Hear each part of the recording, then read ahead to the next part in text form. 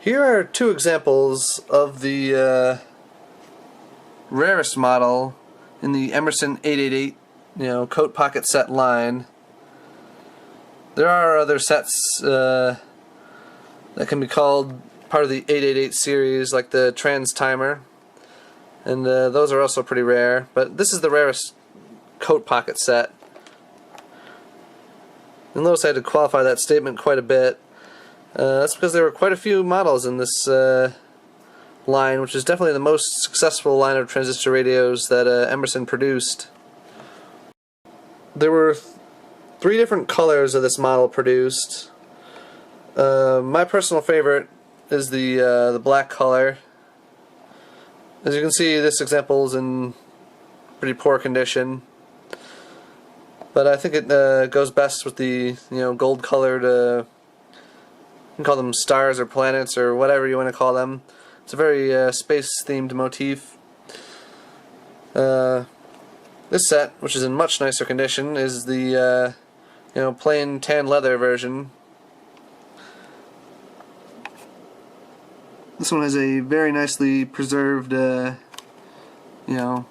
stamping there on the leather. They generally look like this. And then there was also a white version. The black and white versions are the most common versions of this fairly rare model. This is the first plain brown cowhide one I had seen for sale.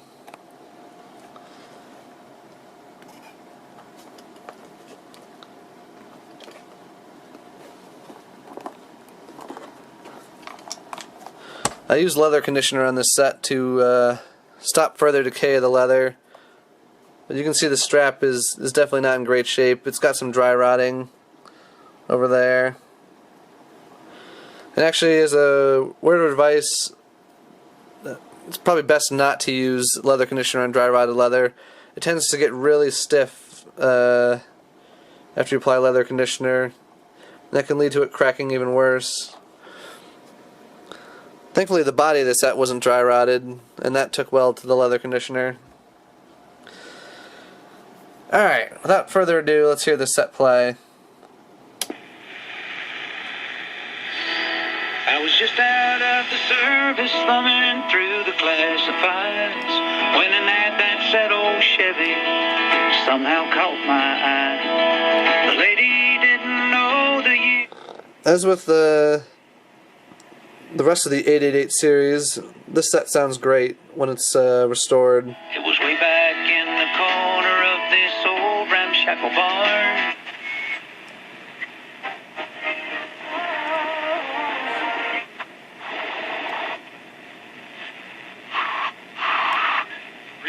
It's an opportunity to experience the largest and most celebrated selection of craft beer while talking to the people. Hot, cool, even if it's old junk, still rock and roll to me. It's a very fitting song for this.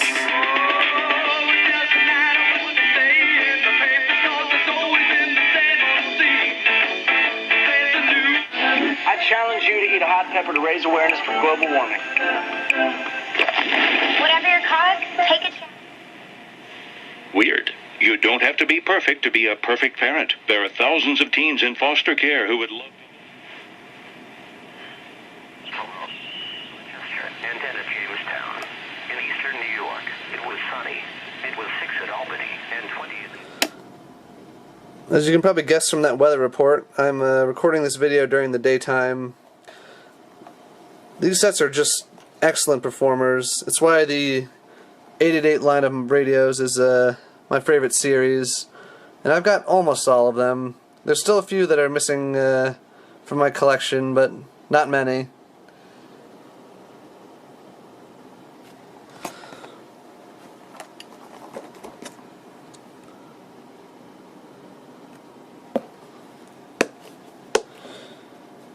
Unfortunately, advertising material is very sparse from Emerson.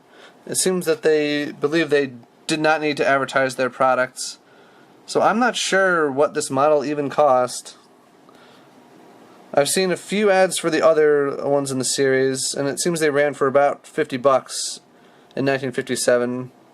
when they first came out, which makes it actually one of the cheaper radios available at the time.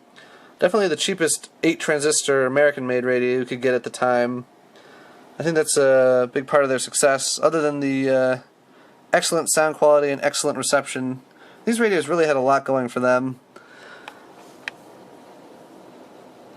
Here's the battery label and the serial number.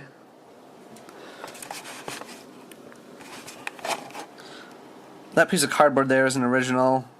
I had to wedge that in there to get the chassis centered in the case so the dial wasn't oddly positioned. Oh, gotta be a little careful here.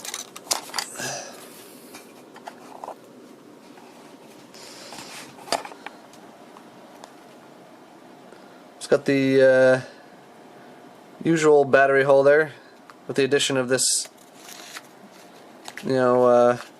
fiber tape strip, which is kind of degraded. That's the one of the battery holder there. It's really the only negative point of these sets is the battery holder. It's difficult to get batteries in there.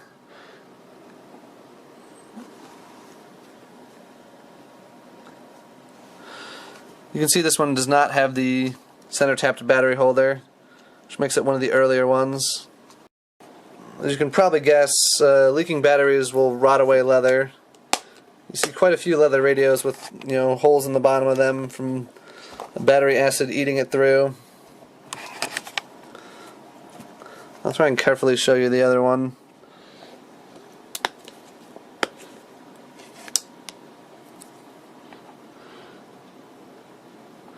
Guessing a kid owned it based on the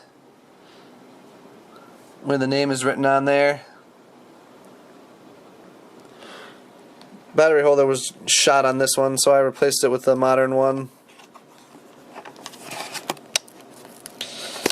which can be a fairly tricky endeavor on some of the other 888 series models, because there's all these little tabs that kind of stick up and get in the way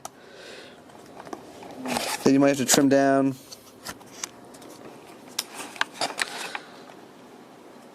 One difference between this one and the other one is there's no conformal coat applied to the back of the circuit board. It's just raw solder. This one doesn't have the serial number tag. Actually it does, it's down there. I believe that's actually the correct position for the serial number tag on this model. Once I've got all the other Emerson 888 models and I've finished showing them individually, I'll do a kind of a group video on them. Thanks for watching.